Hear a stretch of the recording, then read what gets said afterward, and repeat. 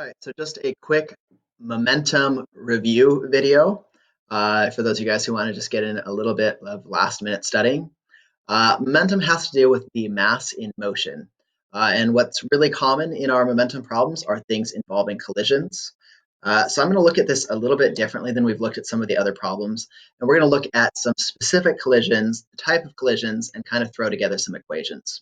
So my two options, and these are the two most common things that come up, is either we start with one object that's moving, we have one that's moving and one that's at rest, or we have them both moving towards each other. If one is moving and the other one isn't moving, then my starting equation would just be m1v1, and then that equals whatever it is at the end. If it's both moving, then we'd have something like m1v1 plus m2v2, or you could write it as m1v1 minus m2v2 if you want to just pull out like the negative sign right away. But depending on the type of collision that we have, we might end up with some different things that come out of it. Option number one, if we had this object that was at rest and the other object that it hit, if it's an elastic collision and they both have the exact same mass, then at the end, the only possibility that conserves momentum and energy, like has to happen in an elastic collision, is that afterwards our second mass is moving and our initial mass is at rest. So that's basically how that would happen. If it was an inelastic collision, what would happen is that our first object would once again probably stop, and our second object would be moving forward, but at some v2 that is less than v1. Finally, the last option is if it's perfectly inelastic, they would then stick together and their final velocity would be v over 2. Just because like the mass doubled, so that would be 2m times v over 2. That would be equal to mv, which is what the momentum was at the beginning. Now, this only holds perfectly if they're the exact same masses, but really often, if this problem was given to you, that would be true, and you can kind of use this to answer them really quick.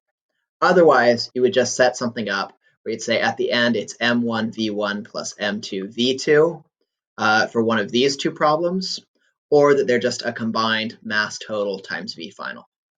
The other option is if you have two masses coming towards each other, if it's an elastic collision, they'll actually exchange velocities. So if this is going that way with v1 and this is going that way with v2, at the end of the collision, this one would move off with v2 and this one would move off with v1. If it's inelastic collision, some energy is going to be lost. So this one's going to move off with some number that is less than v1, and this one's going to move back the other direction with, again, a number that's less than v2. If it's perfectly inelastic and they were both moving towards each other, two things could happen. If v1 was equal to v2, then they would end at rest. That would be if the velocities were the same. If the velocities were not the same, then we would just have to calculate mt times vf and just figure out what direction they would be going. But if they were the same mass, we know that they'd be going in the direction of the faster velocity, because that would be the direction of the net momentum. So that's how you kind of do some of the more common collision scenarios, if that helps you out. But just remember, in general, and this is a very generic equation, we want to just say the momentum of our initial objects is equal to the momentum of our final objects. Depending on our scenario, we might only have one object before or after, or objects might be merging together. So this is very general, but that works for a lot of your conservation of momentum problems. If instead of doing conservation of momentum, we're trying to do an impulse problem, then the important things that we need to remember out of impulse problems is either if we have something that is bouncing, then the change in momentum is that change in the velocity that's perpendicular to the surface it's bouncing off of. So if it was coming in with a velocity v and like at that angle, this would be v sine theta, and this would be negative v sine theta.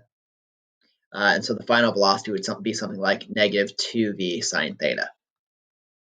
But in general, just be careful with those impulse problems. Make sure that you realize that if the velocity changes direction, you have a big impulse. The impulse equation, once again, is F delta t equals m delta v. And where it's really likely to come up is you might have something like a force versus time graph, and you'll use the area under there, and then you'll be given probably m, and you'll solve for delta v. So that's kind of how a lot of the impulse problems are set up. So that kind of reviews some of the common types of problems and some of the big things to keep in mind for momentum and impulse. So other than that, I hope you guys have a good night. Make sure you get plenty of